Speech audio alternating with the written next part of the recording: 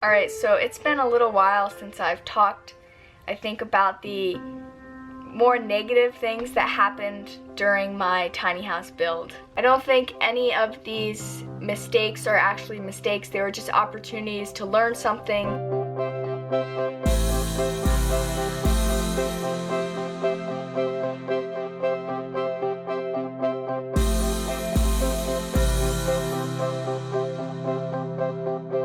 So one of the first things that happened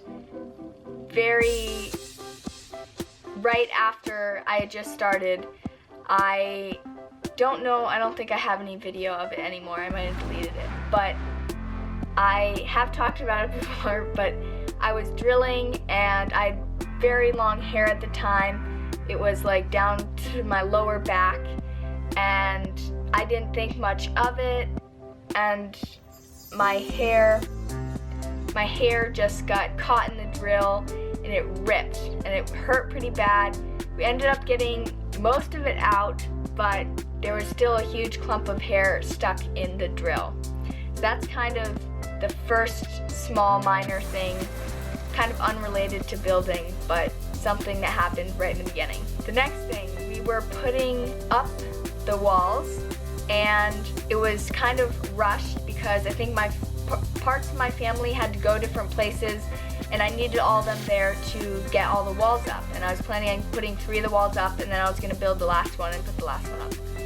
So we get all 3 of them are up, but I'm now like going around screwing them in making sure that it's all secure, and I come to the last wall, the wall right there, and all of a sudden it started raining, and so I'm like scrambling around. I didn't end up putting those extra screws in there because I thought, you know, I'll put them in after I get the tarp up. Getting the tarp up, we're yanking on it, and slowly you see the wall start to wobble, and then all of a sudden the wall completely fell. And luckily the only thing that broke was a little piece off of the base. I kind of put a baseboard 2x4 lining thing around the edge of my trailer, and so only a little bit of that broke, and that was the only thing, luckily.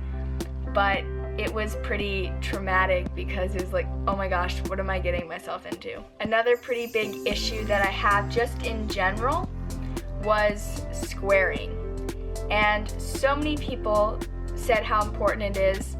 I've watched many videos about how to do it and everything, but regardless of how many times I would have been told, I had to make the mistake myself, obviously, because otherwise I don't think I would have believed anyone who said how important it was, because I ended up with, you know, unsquare window framing, my wall wasn't completely square, my door isn't square.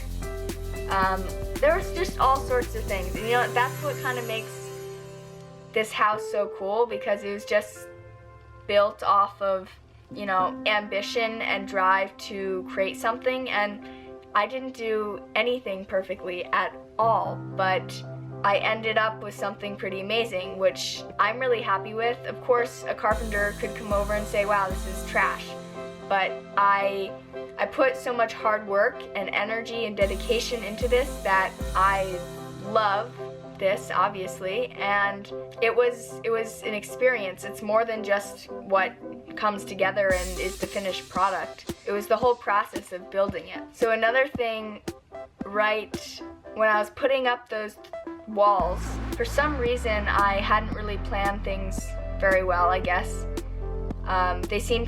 All my plans seemed useless after the very beginning because I had already messed up. The trailer was slightly larger than I had on my drawing, so everything was just kind of off. So I was like, never mind, I'm not going to use them.